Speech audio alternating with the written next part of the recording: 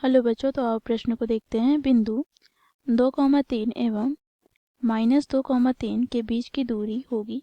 तो इसके लिए 4 विकल्प दिया गया है। ए विकल्प में 3, बी विकल्प में 4, सी विकल्प में √3, डी विकल्प में 5। दिए गए चारों विकल्प में से बच्चों हमें सही विकल्प का चयन करना है। तो दिए गए प्रश्न की मुख्य अवधारणा की बात करें तो बच्चों देखो, यहाँ पर यदि दो बिंदु ए और बी हो तो यहाँ पर हम ए के निर्देशांक की बात करें तो x1, y1 और बी के निर्देशांक की बात करें तो x2, y2। अब बच्चों देखो, इन दोनों बिंदुओं को एक रेखा की सहायता से हम यदि मिला देते हैं तो यहाँ पर इस रेखा AB की दूरी हमें ज्ञात करनी है। तो यहाँ से बच्चों देखो, AB की दूरी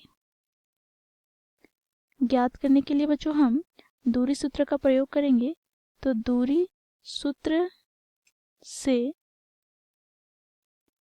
AB बराबर क्या होगा, तो वर्गमूल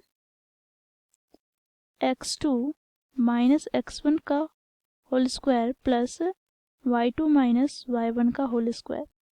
तो इस मुख्य अवधारणा की सहायता से बच्चों हम दिए गए प्रश्न को हल करते हैं। तो बच्चों देखो, प्रश्न में हमें दो बिंदु दिए गए हैं। मान लेते हैं a का निर्देशांक यहाँ पर 2,3 है तथा b का निर्देशांक यहाँ पर देखो -2,3 है। तो बच्चों यहाँ पर दूरी सूत्र का प्रयोग करेंगे। तो यहाँ से हमें AB की दूरी प्राप्त हो जाएगी अंडर रूट, यहाँ से बच्चों देखो x1, y1 हम बिंदु A के निर्देशांक को ले लेते हैं और बच्चों देखो यहाँ पर बिंदु B के निर्देशांक को x2, y2।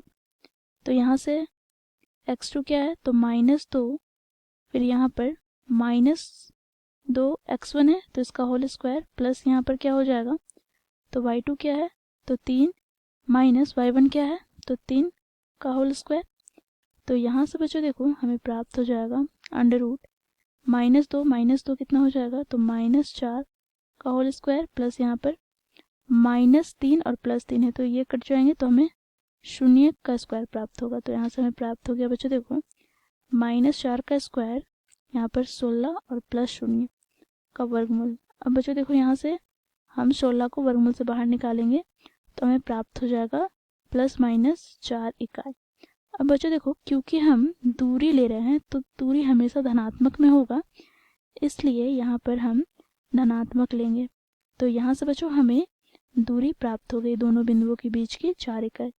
आशा करते हैं यह प्रश्न आप लोगों को समझ में आया होगा। धन्यवाद।